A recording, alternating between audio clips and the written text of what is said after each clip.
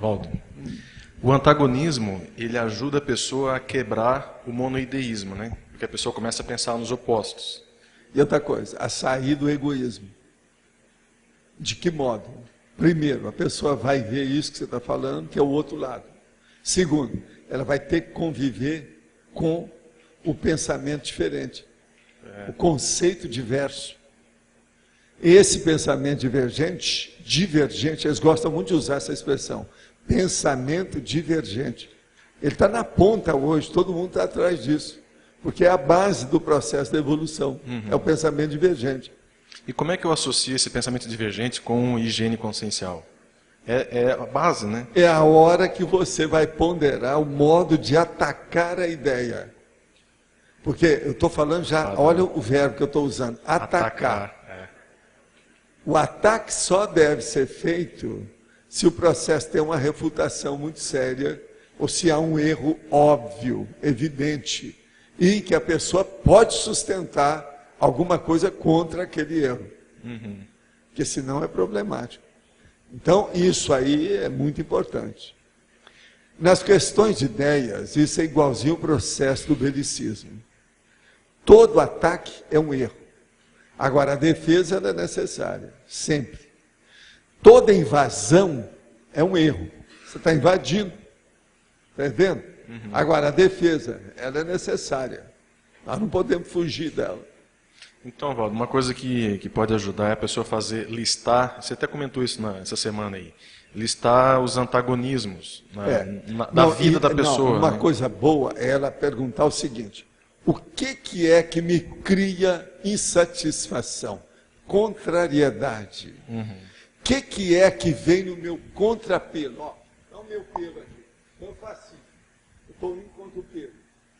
Contrapelo. O que é que me leva a sentir o contrapelo lá no fundo da minha condição? Uma outra coisa. O que é que faz a minha carne tremer? É assim que o povo fala. Tem aquela moça que chegou para mim o ano passado e falou: doutor Waldo, a hora que fala nesse assunto, eu sinto a minha carne toda tremer. Entendeu? Isso aí é o problema. O que é que faz uma pessoa ter a pressão arterial subir 2 pontos imediatamente em alguns minutos? É isso aí. E aí só para eu entender, aí para ela evitar, digamos assim, que o assunto, que alguma coisa vá gerar essa hipertensão aí nela, o fato dela estudar o antagonismo, ela já consegue pensar o oposto daquela situação? Agora, o processo é o estresse positivo, a crise de crescimento. Então a pessoa tem que enfrentar o antagonismo para ter o estresse positivo da crise de crescimento. Por quê? Quando tem aquilo que a pessoa ela está por quê? Ela tem uma ideia antecipada, premeditada. Ela tem no caso aí, como é que é o nome que nós falamos para isso? Uma pessoa que tem apriorismose. Então veja, para ela acabar com a apriorismose, nada melhor do que estudar o antagonismo. É a hora que começa tudo isso. Agora, o que se chama? Uma outra coisa. É a neofobia. Outra coisa, xenofobia. A pessoa tem que acabar com isso. Ela tem que ter uma neofilia, uma xenofilia. Ela tem que gostar, ela tem que se transformar em novidadeira. Ela quer uma coisa nova. Entende? Então, isso é que é importante. Porque tem gente que é conservantista. Ele está totalmente fossilizado e não quer sair dali. É anacrônico, ele está estagnado, é inerte. Agora, outra coisa.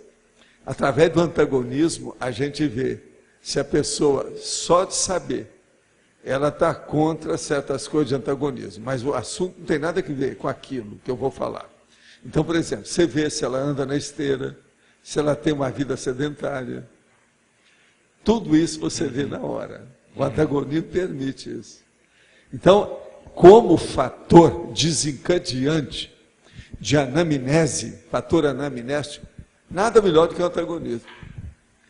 Então você vê, quando uma pessoa ela falou um negócio e aquilo mexeu no contrapelo, no processo dela, se de ver que você já vai ver uma boa parte daquela personalidade inteira, na hora. Por isso que o antagonismo é sério.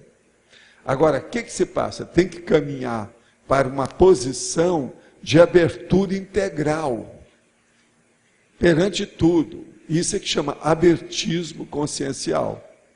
Se agora você está começando a entender por que é que eu insisto na questão do antagonismo, o que é engraçado é o seguinte, que isso não é estudado assim.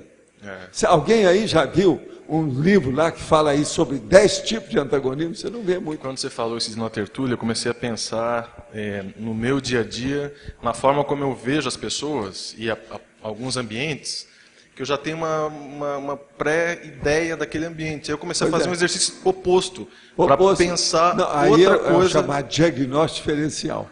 Você está fazendo diagnóstico diferencial. Você pensar de outra forma aquela pessoa, aquela realidade, aquele ambiente. Agora, aqui tem umas coisas bravas aí que vale a pena pensar seriamente.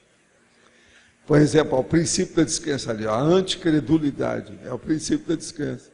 Aqui precisa de colocar agora uma síntese de cada um desses aí. Eu vou falar com a Ami para fazer.